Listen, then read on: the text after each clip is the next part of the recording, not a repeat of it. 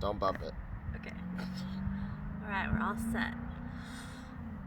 So, as a lot of you probably know and have already guessed, Brandon and I are going through quite a few changes in our life, and we just wanted to share our story with everybody and let you all know that not everything is as it seems, and I think that that's something we need more of these days, is more authenticity and transparency. We all just post all the good things, and we want to share some of the not so good things that are going on, and hope that it can help other people to feel safe, and that we are somebody that you can come and talk to. And we also want you to know that our story is our story. It's not anybody else's, and we don't want it to be used as a weapon for other people, or to try and say that, oh, this is happening for them, so it should happen for you, or, so we just want it to be our story and to just share it honestly. And so here we are. Here we are.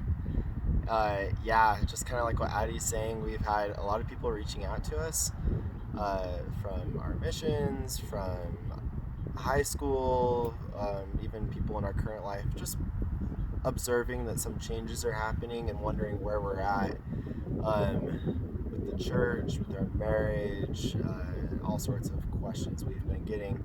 So we just thought it might be beneficial to do this video. And I just want to affirm what Addie said, that I hate it when people weaponize other people's story.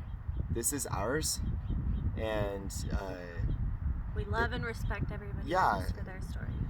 Totally, like wherever you're at, with your marriage, with your faith, like we love you, we respect you. Life is hard enough. We don't need more polarization and tribalism. There's plenty of that. More stereotyping. So we build bridges, and we just want you guys to know, like, we're but we also don't want to be silent either. We want you to know like what we've gone through, and we hope that there's other people that maybe our story can help, because we felt so alone for so many years with what we were experiencing, until we discovered there's this enormous, vibrant, thriving community of people just like us, thanks to someone who shared their story. So hopefully we can be that to you. But a lot to cover, so we'll be quick. We tried putting this in a post, and it just was way too long, so we thought a video might work better. And if you see us look down, we have like 20 bullet points of things we want to cover. So first thing first, from the time I really can't pinpoint an exact age, puberty, 12, 13, 14, I don't know. I have experienced same-sex attraction. And even before that, I always knew I was a little bit different from the other boys on the block that I hung out with growing up, at school, in my ward. And my parents were concerned about that too. Like they could tell I was different. And growing up in North Logan, Utah, on the east bench of North Logan, Utah, it's a pressure cooker. It's very religious, very conservative, very homophobic, and it's a difficult place to grow up experiencing those feelings, those very real feelings that I can remember from the time I was small. Obviously, with it's not like I was around anyone who was gay, or I watched a movie with a gay scene or anything. It was very real and organic from the time I can remember. And I felt that was hard. That was really hard growing up, because I wanted to fit in. I wanted to be normal, but I knew I was different. And that's really kind of where Addie comes into my life at around, what was it, age? We always argue about this. 13, 14? 13, 14, I don't know. Yeah, so I went to the Summit County Fair in Coville, Utah, and I was with my good friends, Kylie and Kim, and we were having a great time. And I remember looking over at Brandon and I'm like, oh, he's so cute. And Kim actually wanted his number, not me, but... Hi, Kim. Hi, Kim. But yeah, she wanted his number, so we ended up getting his number, and it was on my phone because I had a phone. And I started texting him, and just one thing led to another. We just became really good friends, and So thanks, Kim, for initiating all of this. Are you sure about that? Well, we'll see. But yeah, so one thing led to another. We became just honestly best friends. Like we got each other through so much, and eventually I moved away to Arizona, and that was one of the hardest things growing up. Like I really felt so alone and felt like, I'd lived in Utah my whole life, and it was so hard to go to school and hear swear words all the time and just see drug deals at school. Like it was just so not Utah. And she'd call me crying. And we had like a bomb threat at school, like the second day of school. So I was just so freaked out. Like my bubble had been popped. And she was not in the Mormon section of Arizona. She was in northeast Peoria, yeah. Phoenix metropolitan area, which is definitely not like Mesa. So yeah, so it was just so different. And out of like everybody, I feel like Brandon was the one that really just made such an effort to keep in contact with me, and it felt so good. Like he was the first person in my life that I felt like I could just trust with everything and anything, and it felt so good to have a friend and somebody that really, really cared about me. And same for me. I just felt so safe with Addie, and not just Addie, but Addie's family. Anyone who knows me knows how much I love Cheryl and Steve and all of them. They were my safe haven. Like I say, like I mean, I had a wonderful, amazing family. Like, love you, Mom, love you, Dad. I grew up in an incredible neighborhood with good people, but I definitely, it was a little bit of a pressure cooker where I was. And I always felt so safe when I was around Addie and her family. There's a very, just fun to be with, no judgment zone. Crazy. Super crazy. I remember the elephant fart. Let's not talk about that. We won't talk about the elephant fart, but we were very real. Yeah, we played games. We could play games for hours, and yeah, I felt really safe there. I felt like whenever I was in Addie had moved to Arizona, so I kind of had two worlds. I had my Utah world where I tried to be manly, be straight, be normal, fit in, be super righteous, all that. And then when I go to Arizona, I can kind of just be myself and kind of show my true colors and be silly and not worry about putting the gay filter on, even though I never actually came out to them. Maybe it was unspoken. I don't know. What we all kind of knew. I mean, I'll be honest. Yeah, I feel like I knew, the whole time that I've known Brandon, that it was something he experienced. And yeah, we can get to that in a second. You want to go and talk about your mission? Yeah, let's see where are we at on our notes here. Yeah, so I would fly to Arizona super often. I did summer cells as a teenager, which is kind of rare for teenagers. I was in New Jersey and Pennsylvania selling pest control at age 15, 16, and 17. And so I made good money. I did pretty well out there, and I used to come visit me. Yeah, I used almost all that money. Gosh, it would have been nice to save it. It could be helpful right now, but I used all that money to fly to Arizona at least quarterly, right? Mm-hmm. Heck, I even took Addie on a date to Las Vegas one time. And to LA. To LA one time. To ask me to prom. Asked her to prom on an airplane. This is where I developed my love for aviation. I just loved to fly, and I always loved an excuse to go to Arizona because one, I get to fly, and two, I get to go be with Addie and her family and have a ball. So anyway, great time with them, and I want to be super careful here. I also had a really good life at home.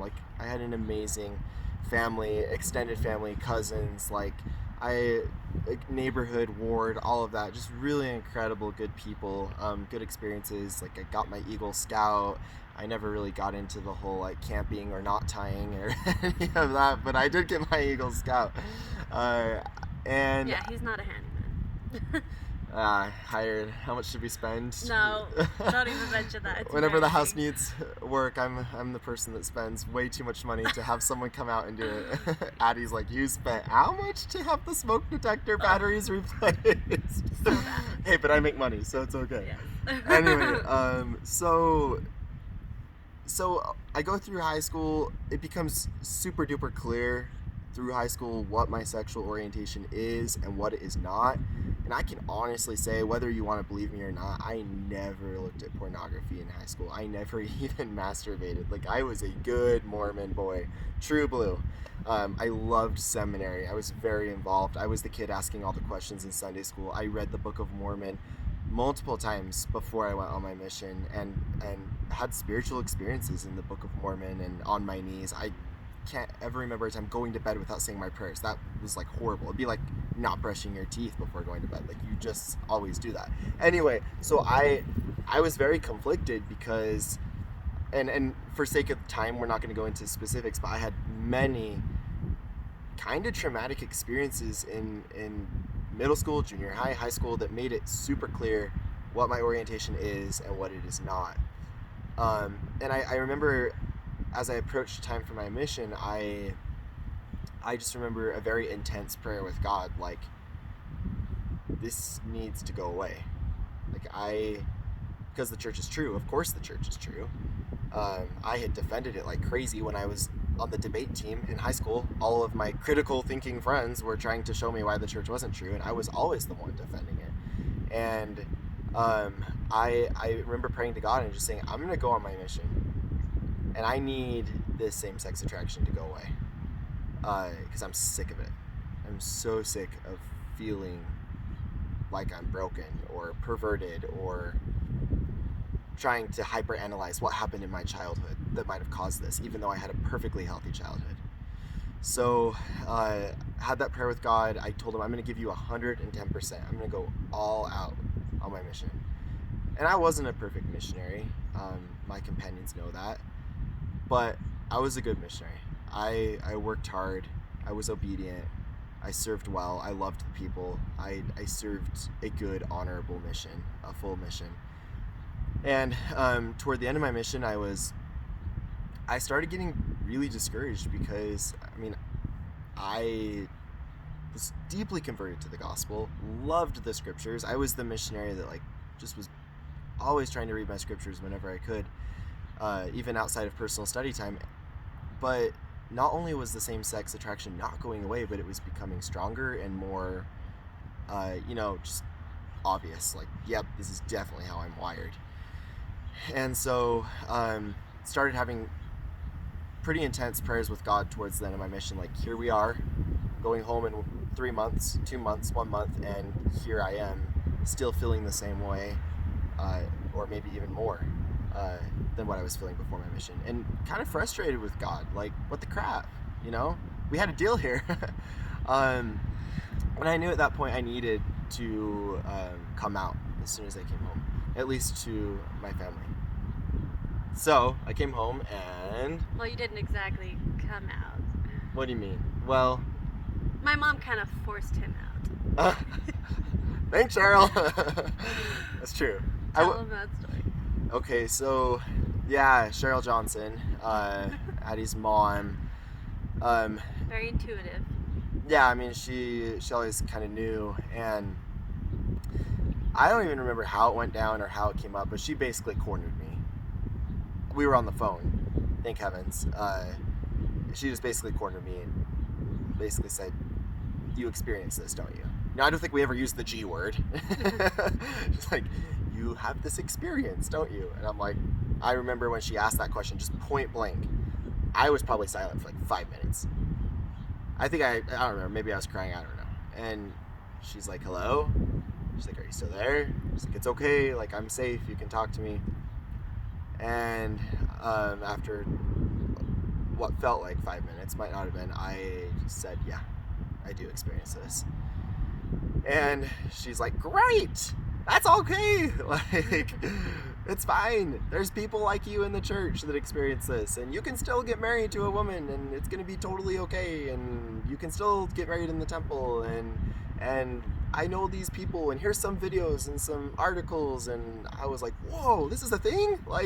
I thought that it's just one or the other. And so I was very motivated by that, and I immediately started to dive in and learn more and watch videos, and North Star and some of these organizations. Wow, you can be a faithful, active, temple going Latter-day Saint and experience same-sex attraction, as long as you don't act on it, which at the time I never even thought about acting on it. It was just this, like, no way, heck no. I was actually quite homophobic, to be honest. So I was like, great, cool. And then, go ahead. And then you wrote me a letter. So after my mom kind of forced him out of the closet, he thought, okay, I have to tell Addie. So I was still on my mission at the time, and he wrote me this letter, a very long, beautiful letter. He's really good at writing. It was amazing. And basically came out to me and told me, and I wasn't surprised at all. In fact, if anything, it strengthened the way I felt about him. It made me feel like I just loved him even more, because I just love authenticity. I love vulnerability, and those qualities, along with every other amazing quality about him, how good he is at just working so hard, and he's such a loyal friend, and he's just an amazing person. I just knew. In fact, didn't I say to you after he sent me that email? You say it. I sent this big long letter, and I get a response that says one sentence. It says, "I am going to marry the man who wrote this letter." And I about pooped my pants when I got that response. But it's true, like, you know, when you're on your mission, and I don't know, I felt so strongly about it at the time. And we'll get more to like our faith part of this, but I do want to take a minute and acknowledge that we both believe that we were meant to be, and that everything that has happened for a reason. And you know, just the fact that Brandon came into my life and helped me through transitioning to live in Arizona and be there for me through that, and the fact that, you know, my mom was so intuitive and helped him to finally, I don't know if he ever would have had the courage to just come out without my mom helping him to kind of get there, and for me to help him get there too and feel loved and feel okay to do that. But yeah, we truly believe that this was meant to be. Yeah, absolutely. So Addie sends me that response. I think about it. I pray about it. I go to the temple.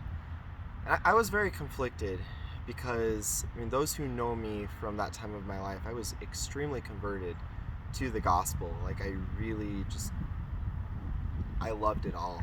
And so I believe marriage is between a man and a woman, and the temple ordinances are saving, and I want to enter into the new and everlasting covenant, and to be able to progress toward exaltation. And so I, on one side, I really wanted that, but on the other side of me, just the idea of marrying a woman just felt so scary and unnatural. I don't know. Disingenuous, yeah.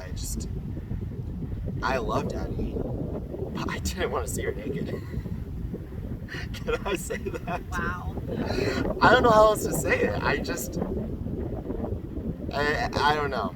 And she must be mad at me for saying that, but every time I remember I try and force myself to like no, like, women are beautiful, like, women are attractive, Addie's attractive, you want to marry Addie, and I just felt so conflicted. And maybe I'm giving too much information, but But I want people to understand, like, this experience, like, because I know there's so many people that go through this. I remember just reading book after book and watching video after video, trying to fix myself in my orientation and just trying to talk myself into. At that point, I'm like, well, maybe I'm bi. I could maybe be bi, like, trying to talk myself into that. Maybe I'm bisexual. And anyway, long story short, maybe it's too late for that. It's already a long story, but I decided to put the gospel first and kind of dismiss those feelings coming from my inner conscience, my gut, whatever you want to call it.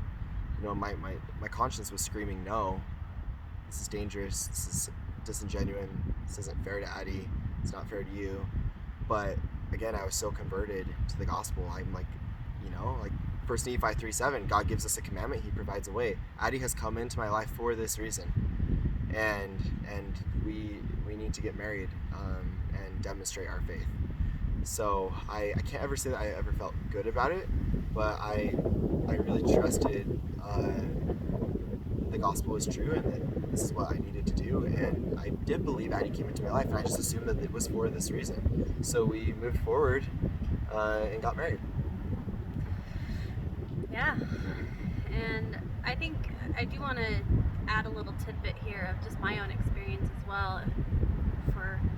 While we're being authentic, I want to say that I think part of the reason why I wanted to marry Brandon and why I felt so good about that was just because I myself had experienced same-sex attraction. Maybe not to the degree that Brandon had, but I have, and I still do, and I don't really fully understand it or know what it means or how to really process it. I'm still kind of going through my own journey, but I just want to mention that because I think that played a big part in why I felt so safe to marry him, and why I felt like, great, we both experience this, and let's just get married and we'll figure it out and God will provide a way. And so I do want to just mention that.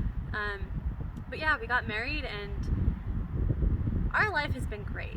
We have had quite the journey, and especially that first year. Yeah, that first year, just traveling the world and purchasing that little condo we had in downtown Salt Lake. It was just a dream come true. It was magical. Yeah, it was so magical, and we loved it. And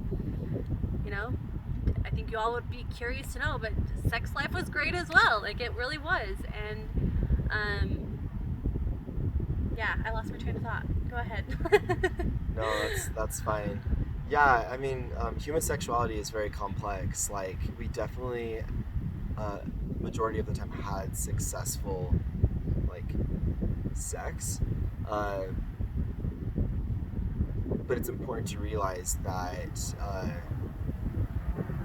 the ability to have successful intercourse is very different from sexual orientation or sexual attraction. And there was some pain. There was definitely some critical missing pieces that was hard on both of us.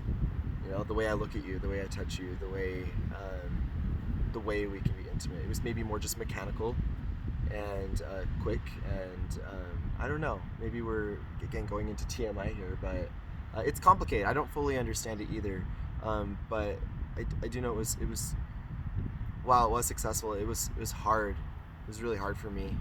It felt disingenuous, and it felt kind of forced, kind of mechanical. I don't know how else to put it. Maybe I'll be able to explain that better someday, but I think we both could feel there was some disconnect there, and it was hard. But fast forward, had that great first year, traveled a bunch, had fun, and then we got pregnant. Addie had an IUD, which is supposed to be 99.9% effective, and it was really scary. I know for both of us, but for me, I was so scared because at that point, I was going to Westminster College. I was definitely more of a progressive, less friendly to the church environment, a lot of post members there. And my shelf, that's what we call it, was starting to crack a little bit. My shelf of my questions, all my questions I had been building up from the time of my youth, it was getting heavy, and I was starting to have a lot of questions about church history, theology, issues with science, socio-political issues, you name it. The list was getting long, and I mostly kept it to myself because I didn't want to scare Addie, but right around the time she got pregnant, there were a few specific issues that were just really weighing on my mind. And when she got pregnant, I was terrified because I'm like, crap, I've got 7 months to get this together and figure this out, because by the time our son is born, I need to be fully believing and resolve these issues and these questions. Keep in mind, we were still extremely active, magnifying our callings, paying our tithing. We were still all in. We're missionaries. Good ones. Yeah, good ones. We actually showed up and yes. did our visits every week.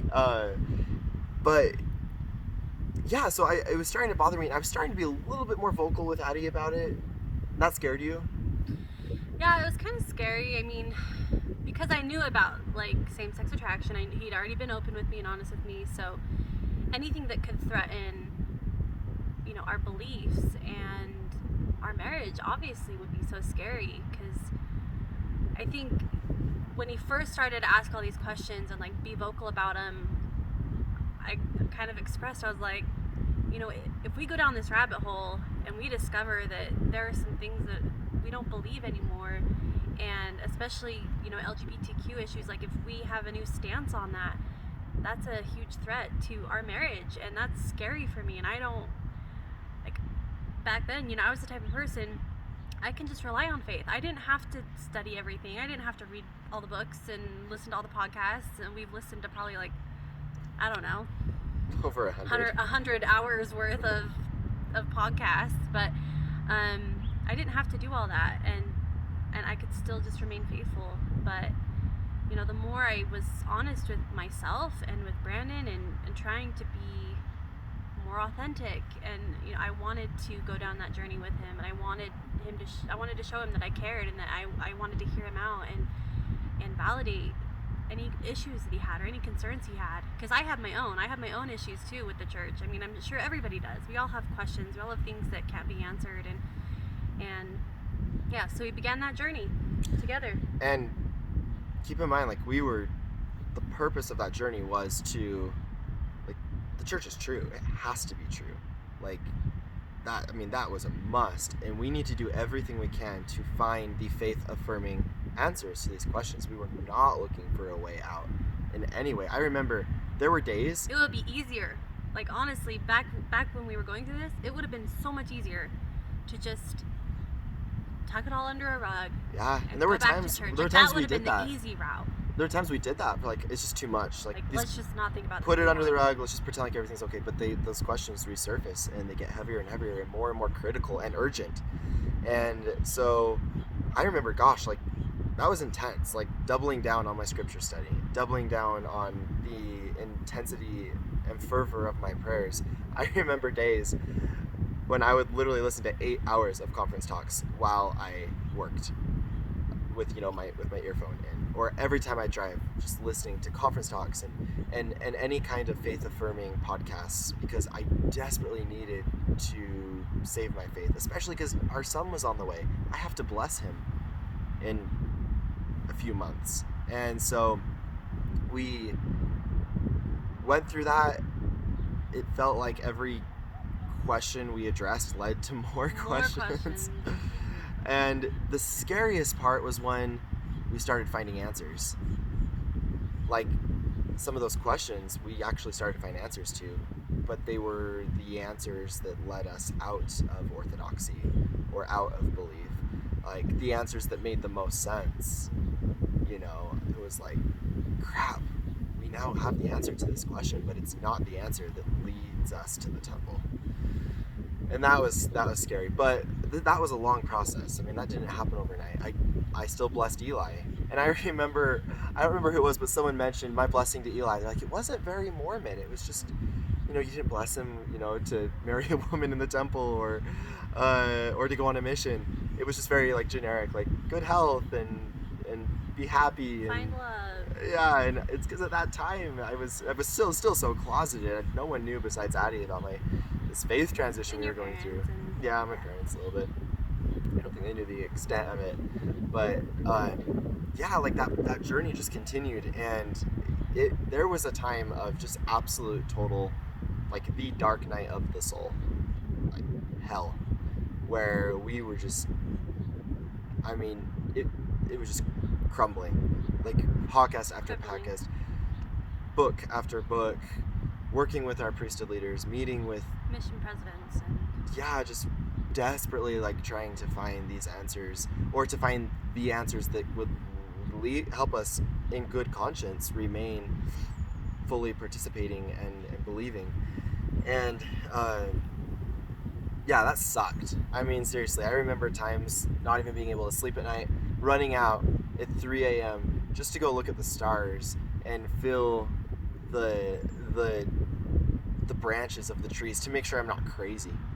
Like, is anything real anymore? Like, which way is up, which way is down? If you are going through a faith transition, please reach out to us, because it is so, it's a death.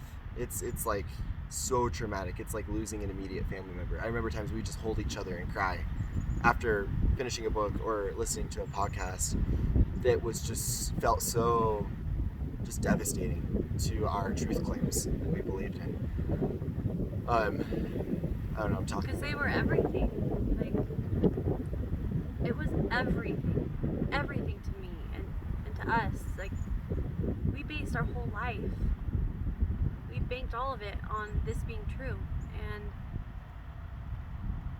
the way we grew up, the way getting married, and the way we want to raise our son, like, everything was because the church was true, and it's heartbreaking. You feel like you lose a part of yourself. You feel like it really is just like losing a family member. It's an identity crisis. Yeah. And there were times it was just so painful and so intense. You know, we just have to like put it on pause for a minute. Like, it's just too much to bear, and like just go back to pretending like everything's okay. You know, just read your ensign, show up to church, keep saying your prayers. And for me, like, I was just holding on to the Book of Mormon is true. All these 9,000 other issues, the Book of Mormon is still true. Joseph Smith could not have made that up. I had read the Book of Mormon many times. I have it like highlighted and underlined in notes in the margins on every single page. Like, he couldn't have made this up. And it was until I discovered very reasonable secular explanations for Book of Mormon origins and its creation, that was the last straw for me. That my testimony was hanging by a thread under the assumption and belief that there's no way that ignorant farm boy could have written this. And when I came to believe he really could have, and that whole narrative I have believed isn't really fully true, that there's a lot of evidence that overwhelming evidence that he did, there's just no words like to describe like the anguish, like the despair, the betrayal, yeah. So that was for about a year, like worst year of my life for sure. And then, I don't know, I need to talk about like we started to meet people and we realized we're not alone.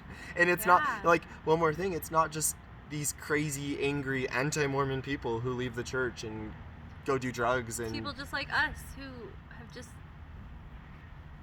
felt so betrayed, felt so blindsided, felt so hurt, and we're just looking for community. And we've definitely found so many amazing people who've been with us through all of this, and including there have been a handful of members of the church as well who've been there for us and who've been helping us, and we appreciate everybody who has walked alongside us through this journey and just been a listening ear and helping us research things. Like, there's so many of you out there, and you know who you are, who've helped us through this, so thank you. Yeah, we couldn't list all of you, but like we kind of lost our tribe, but we gained a new one, just full of these bright, beautiful, sharp people who had been bishops, people who had been stake presidents, people who had been general authorities, who were in the same position we are in now, who could talk to us and validate us and help us realize we're not crazy.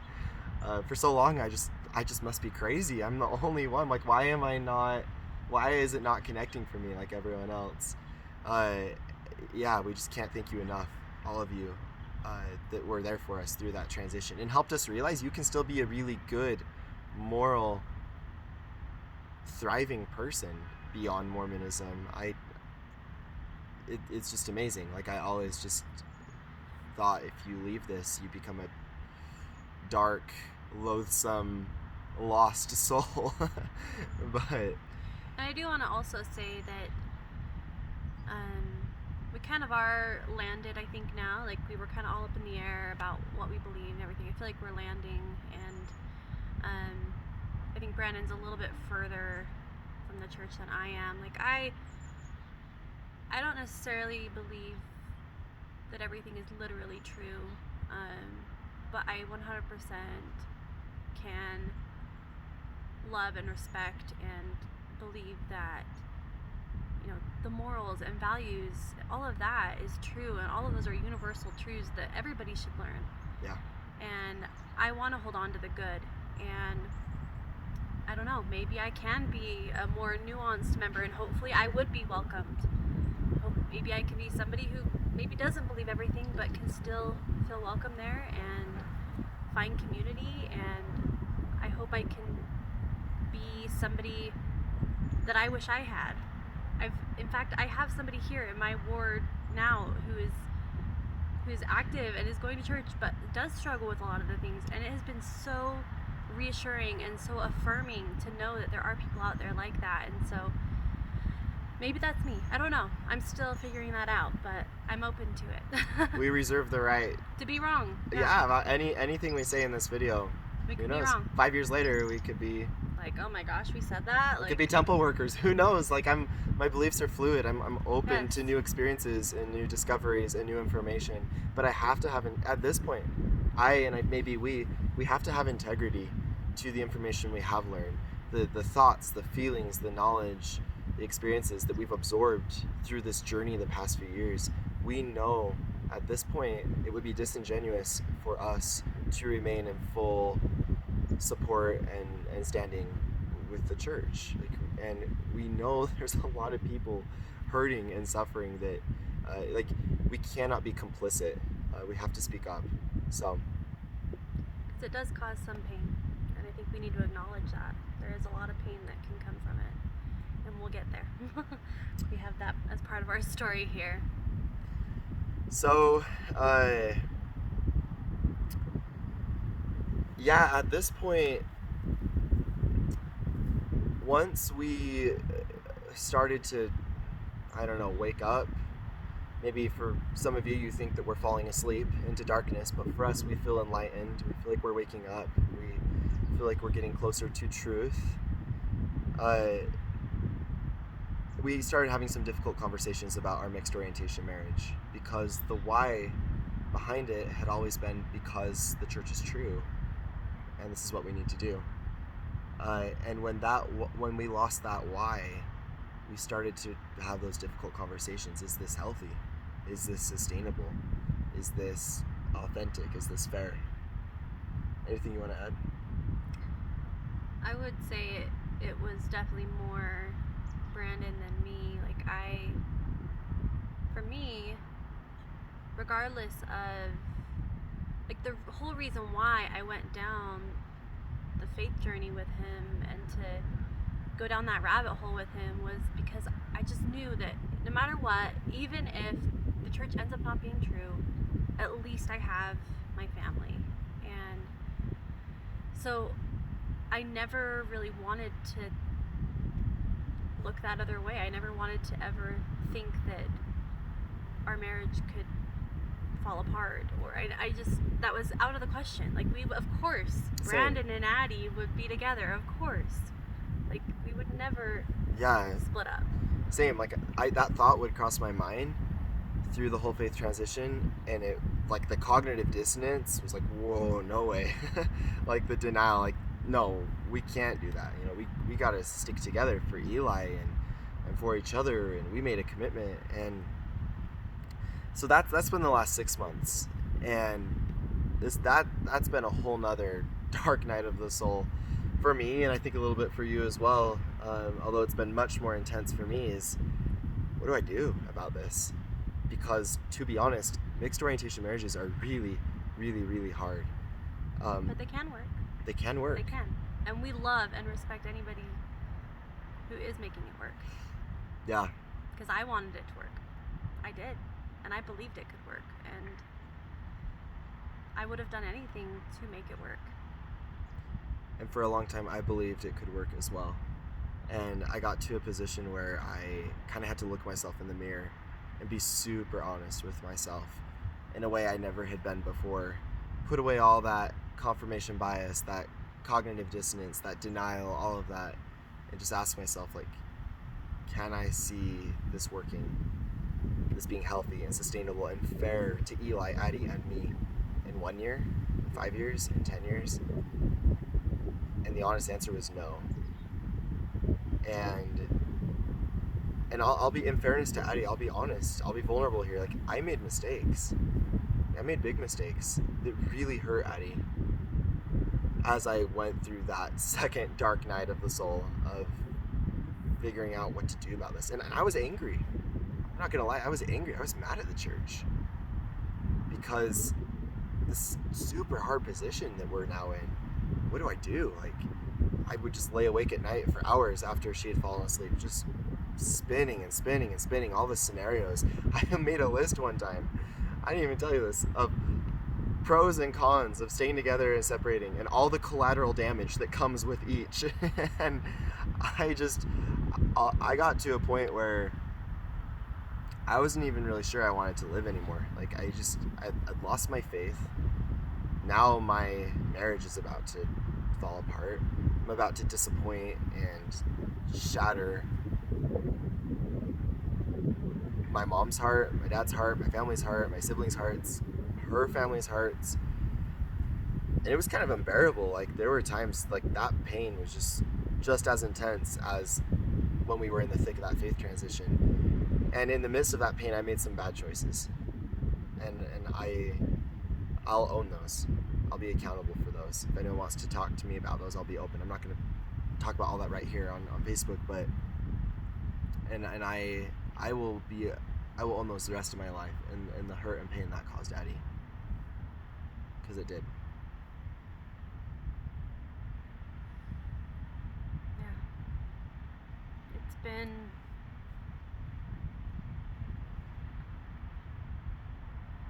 really, really hard. I feel very groundless. I feel very like I've lost everything, because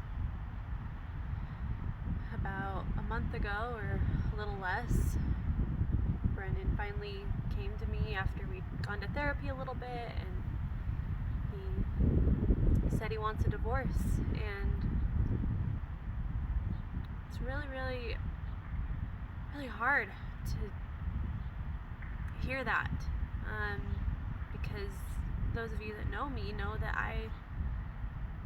my parents were divorced and my grandparents were divorced, and it was always my biggest fear, and I never wanted to see the pain that my mom had gone through. Like, I never wanted to experience that, because I know how painful it is, and I don't even know what to say right now. It's just, I'm battling two things. Like, I want to give myself time to be angry at Brandon and all of this whole situation, but I also want to love and respect him and honor his journey, and it's a really difficult thing to balance. And I'm trying really, really, really hard to not just go full blown, blame it all on the church. Like, I'm trying really hard not to do that, because that would be so easy to do right now. Because it does feel like if we hadn't grown up the way we did, believing that, being gay was this awful, horrible sin, and, acting on it, and like that was a sin, then we could have avoided a lot of pain for both of us. And I could have, had somebody who truly appreciated me, and I hope I can still have that one day, but there's a lot of pain. I think that people, when it's not directly affecting you, it's easy to say, the church doesn't, like, what harm does it do? There's no harm. There may be some issues with the church, but, it doesn't do any harm. But I'm here to tell you that there is some harm that is done. We're proof of that, because we have spent hours and days crying and in anguish and so confused and brokenhearted and conflicted, and there is so much pain, unnecessary pain. I'm still mad at him. I still think that this could have worked. I wanted it to work. But I'm slowly coming to accepting that, yes, maybe it could have worked, but would it have been healthy for both of us sustainably? And I don't know.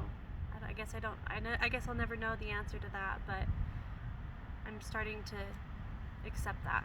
And I know that there will be better days ahead, but so far that's where we're at. She's amazing. I love Addie. And I love Eli. I even love the church. And all of the amazing people. Like, we're Mormons. We're Mormons. Like, even if we don't attend, or even if we someday remove our names, like, this is our heritage. These are our people. And we hope our story you don't feel threatened by it or angry about it. But we are, as far as what's next, we are distancing ourselves from the church. It's just not, it's too much right now. It's just not healthy.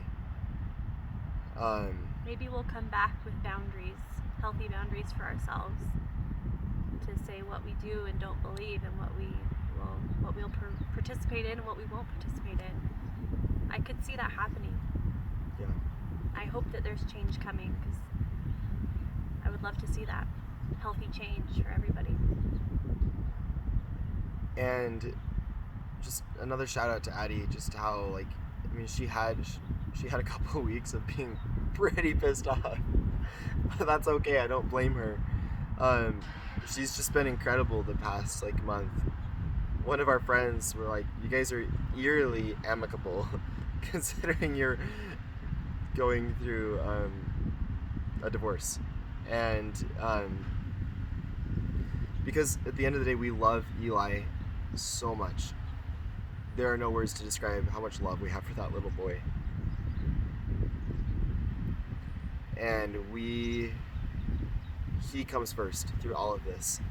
And we've found the most incredible mediator who has helped us realize that divorce doesn't ruin children. Conflict ruins children. And conflict happens in marriages and outside of marriages. And Addie and I have decided that we refuse to have conflict. And we will do what it takes to keep this as amicable as possible, to lean on our 10 plus years of friendship, and to make sure that Eli grows up with two happy, healthy, thriving, loving parents who love him and love each other, even if we don't share the same address. And we're committed to staying close to each other geographically. Addie has an apartment picked out in Ogden. I'm in South Ogden. And we'll be doing 1 week on, 1 week off. Like, it's so silly how the mom assumes the burden of the children. Like, this is a 50-50 plan. We're doing this together. He will have two homes where he feels fully safe and loved. And I'm not gonna just be the Disneyland dad that he hangs out with in the summer. Like, we are co-parenting. Addie is my co-parent with Eli. She's also my best friend. I don't think she can say that about me yet. Maybe someday. But you've always been my best friend, and I hope one day we can get there, to be that he can be my best friend again. But there's a lot of trust that needs to be earned back, and yeah, we have to work on it. It's gonna take some time. So there we are. We have people tell us we shouldn't open up about all this. Maybe we're casting our pearls upon swine, but that's our story.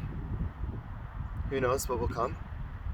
We want to do everything we can to keep the good that Mormonism taught us. we have some support groups that we're working with that really focuses on how do we not just swing that pendulum. So many post-Mormons just swing the pendulum, get angry and cynical, and do everything opposite of what the church taught. There's a reason that Mormons tend to be quite successful statistically. It's a great way to live.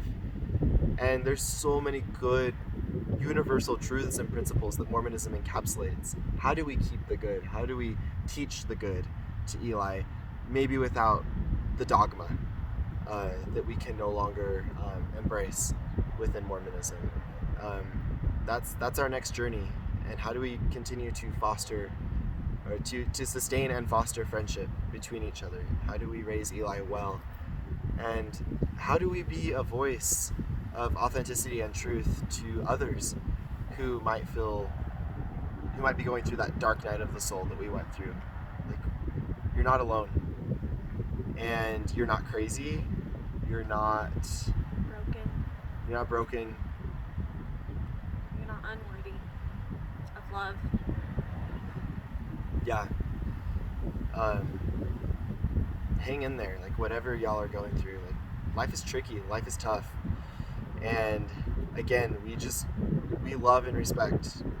Someone teased me the other day, you always say that on Facebook, love and respect, but I do, like, I really truly do love and respect all of my friends and family, wherever they're at on the spectrum of not just faith, but lifestyle, or sexuality, or what their family looks like, or what their career looks like. Like, we love you, we respect you, like, and we just we hope that you can give the same to us. I don't have anything else to say.